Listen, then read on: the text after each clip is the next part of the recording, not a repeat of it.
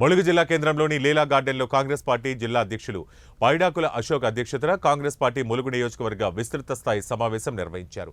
ఈ కార్యక్రమానికి ముఖ్య అతిథిగా రాష్ట్ర పంచాయతీరాజ్, గ్రామీణాభివృద్ధి మరియు మహిళా శిశు సంక్షేమ శాఖ మంత్రి డాక్టర్ ధనసరి అనసూయ సీతక్క పాల్గొన్నారు. ఈ సందర్భంగా మంత్రి సీతక్క మాట్లాడుతూ బీజేపీ కేంద్రంలో అధికారంలోకి రాలేదని తెలిసి ప్రతిపక్ష నాయకులపై కేసులు పెడుతూ జైల్లో పెడుతోందన్నారు. ప్రస్తుత పరిస్థితుల్లో దేశంలో ఇందిరమ్మ రాజ్యం రావాలని కాంగ్రెస్ పార్టీ కులాలకు అతీతంగా సంక్షేమ పథకాలను అమలు చేసిందన్నారు.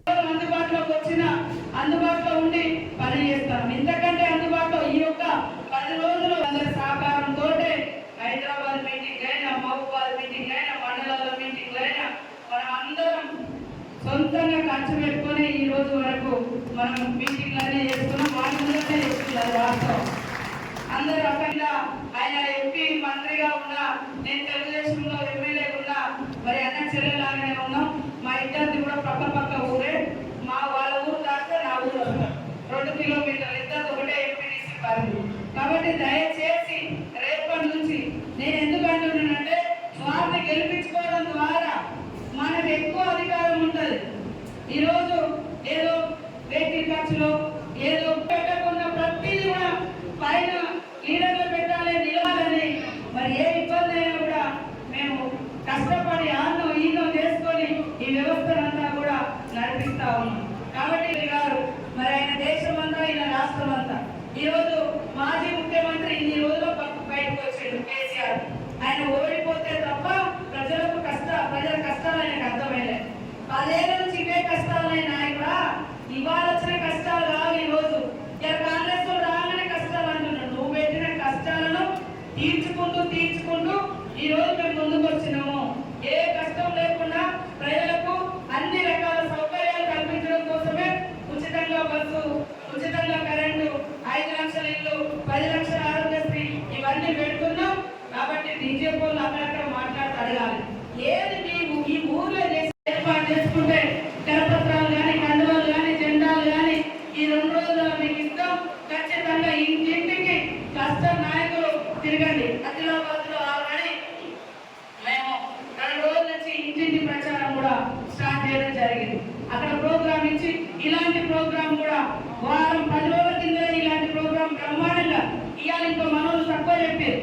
మీరు అడిగండి అనే నేను ఆ రోజు చాలా విన్నా. అవన్నీ మనం చెప్తారు అనుకున్నా కానీ మనం ఒక భద్రాచలం పోయింది, అది కూడా ఆయన కూడా మన దాంట్లోకి వచ్చింది.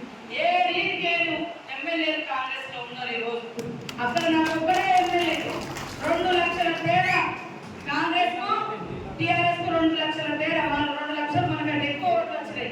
కానీ ఈ రోజు అందరిని దాటేసి మరి గెలుపులో ఉన్నాం. మెజార్టీ కోసం పోటీ పడుతున్నాం. ఇలాంటి ట్రైనింగ్లు అయిపోయినాయి. ఒక్కొక్క నియోజకవర్గం 3 సార్లు మీటింగ్లు పెట్టాం. ఊరూర ప్రచారం జరుగుతుంది ఇప్పుడు.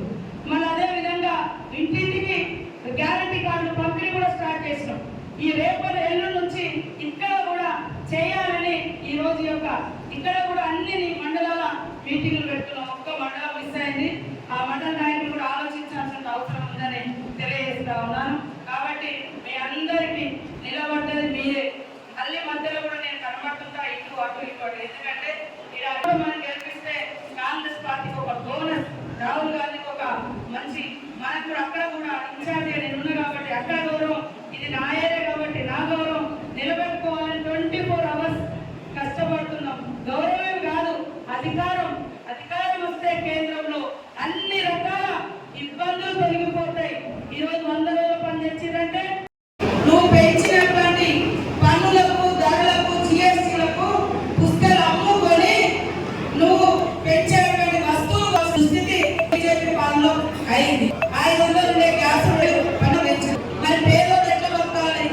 మరి కరెంటు బిల్లులు పెరిగినాయి, అదేవిధంగా బచ్చాలు పెరిగినాయని సోనియా ఆలోచించి 6 గ్యారెంటీలలో ఛార్జీలకు మరి ఇబ్బంది లేకుండా మహిళలు కూడా 200 యూనిట్ల కరెంట్, మరి అదే 500 గ్యాస్, ఇవన్నీ ఎందుకు ఇవాళ పేరు ఆదుకో.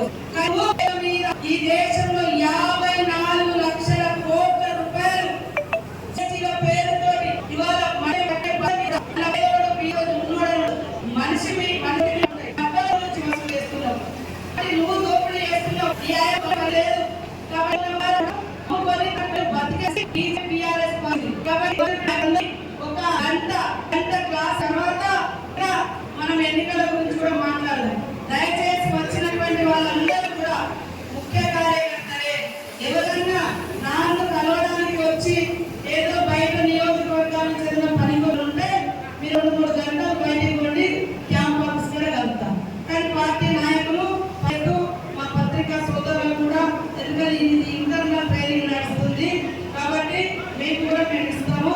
మరి ఒక 2 గంటల తర్వాత వస్తే మాతో పాటు లంచ్ చేసి ఆ తర్వాత నెక్స్ట్ మీటింగ్ మాకు హైదరాబాద్ నుంచి కూడా మేము ట్రైనింగ్ కోసమని మరి ఒక శిక్షకుని తీసుకొచ్చుకొని వ్యవస్థనంతా పెట్టుకోవడం జరిగింది. దయచేసి వచ్చిన కార్యకర్తలు వచ్చినట్టు ఎవరైతే ఈ ఆటలు ఉండడం ఇష్టం